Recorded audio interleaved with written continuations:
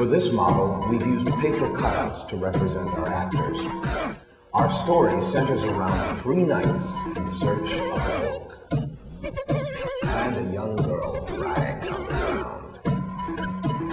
We start out with a simple aerial shot. The actor is mounted to appear as if she was standing in a field. Hands erupt from underground. She attempts to pick up the key. She is dragged underground.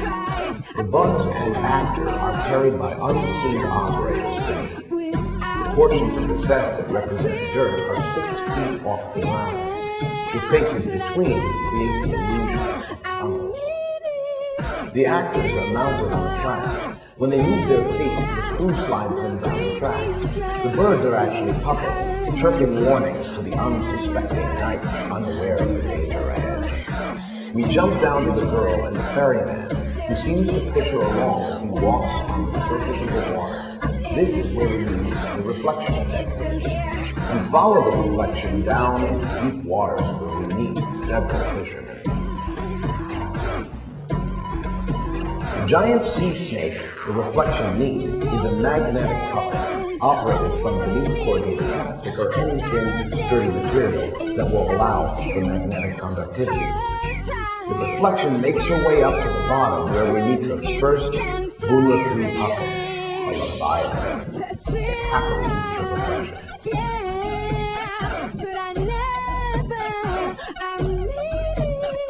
Back up to our knights. They've come across a vault with 3 shivering corpses lit by candles. To make the candles burn in a seemingly normal way, we employ the classic mirror effect.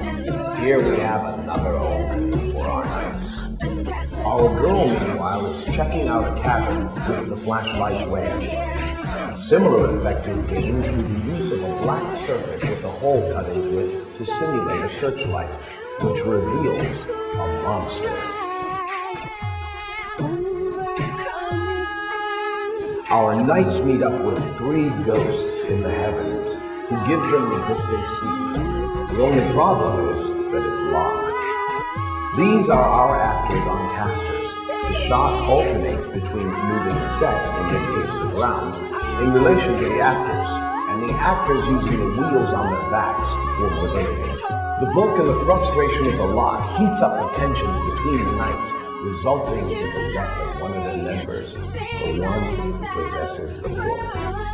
The deceased knight finds himself in a cavern familiar to our audience, where he is confronted by a second Bunraku puppet, a devilish half-man, half-beast, with a girl on its back. Riding through the sky on the back of a monster is achieved with a stationary monster and moving clouds racing by. Flying through the stars, on the other hand, is achieved by stationary stars on a backdrop, or in our case, bottom drop. Our heroes have melded. Back on the surface, our surviving knights fight over the book, their spectral benefactors looking up toward the sky with nervous anticipation.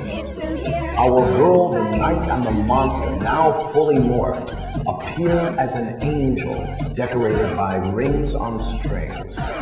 The angel drops down from the sky with the key to the book. The ghosts on casters push off the clouds and appear to ascend. The knights beg the angel for the key. She calls out to the hands, reaching up from the ground, who gladly take the key from her. The knights madly chase after the key, but are eventually pulled down into the earth and devoured by the ravenous bugs.